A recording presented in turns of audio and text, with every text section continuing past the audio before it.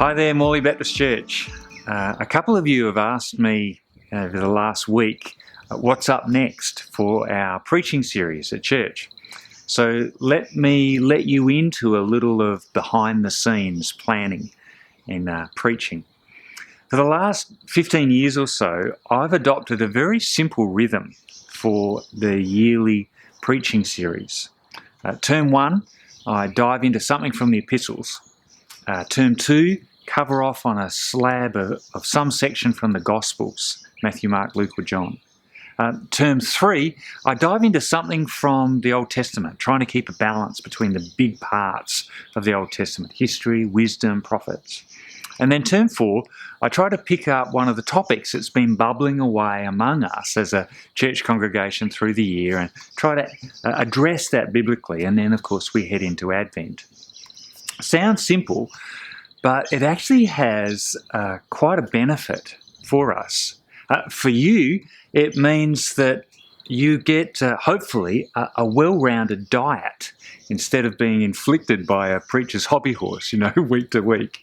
And for me, it provides some structure for planning in a way that has integrity to deliver the whole counsel of God. Somebody described preaching once as giving birth on a Sunday, only to wake up on a Monday and discover that you're pregnant all over again. And this kind of a plan actually takes some of the stress out of the, what do I preach this Sunday?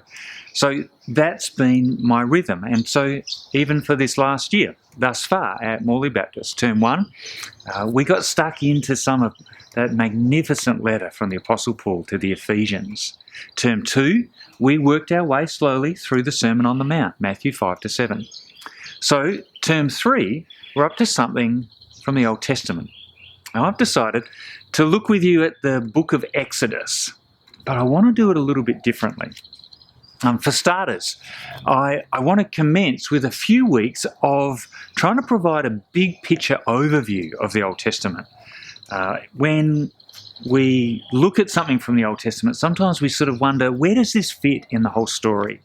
So I want to try for 3 weeks just to help refamiliarize each other with the whole narrative, that sprawling epic story of the Old Testament.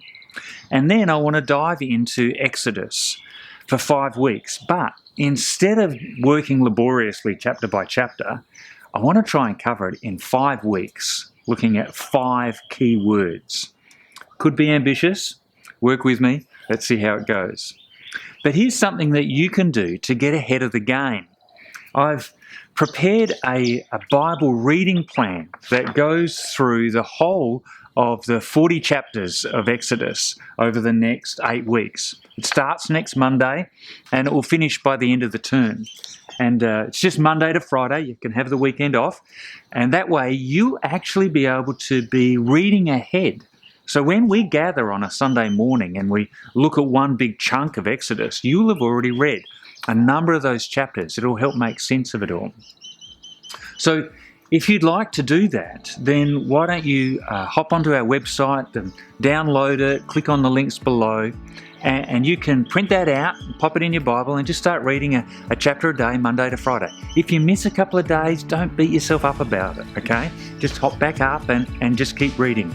I pray that it will be really enriching for you in your walk with God and for us as a church as we come together and just feel like, we're more familiar with some of the material we're looking at and we're capturing the big steps. Can you hear that kookaburra above us? This is the benefit of filming out in the wild of Morley Baptist Church.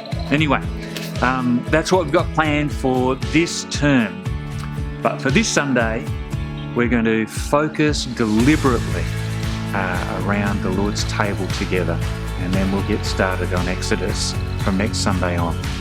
So I pray that'll be a blessing to us. God bless you, church. Look forward to seeing you on Sunday.